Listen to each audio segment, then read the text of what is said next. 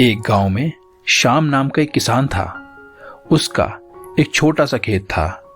उस किसान के पास 2 मिट्टी के घड़े थे, जिससे वह रोज अपने खेत के लिए नदी से पानी लेकर आता था।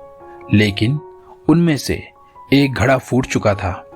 इसलिए जब किसान नदी से पानी लाता था, तब एक घड़े का पानी भरा हुआ रहता था और दूसरे घड़े का पानी आधा हो जाता था।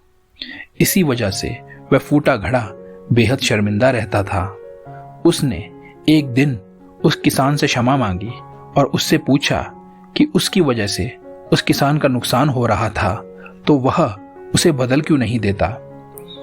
इस पर वह किसान उसे वह रास्ता दिखाता है जहां से वे रोज आते थे। वह घड़ा देखता है कि उस रास्ते के एक तरफ बहुत ही खूबसूरत फूल उगे हुए थे, वहीं दूसरी तरफ वहां कुछ भी नहीं था। उसने किसान से कहा कि यह कैसे हुआ।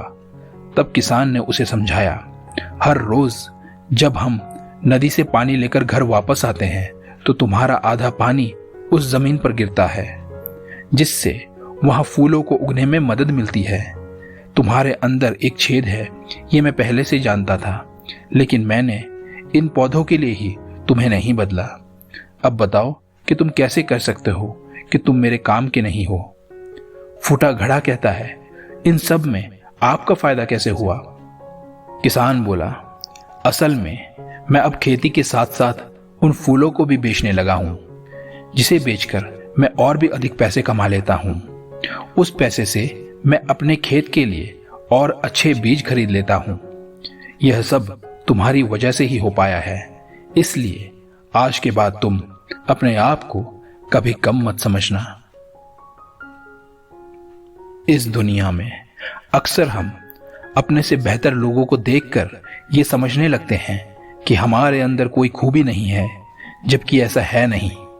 हर इंसान के अंदर कमियां और खूबियां दोनों होती है, लेकिन यह हम पर निर्भर करता है कि या तो हम अपनी खूबियों को देखकर उसे निखारें या अपनी खामियों को लेकर रोने लग जाएं। धन्यवाद।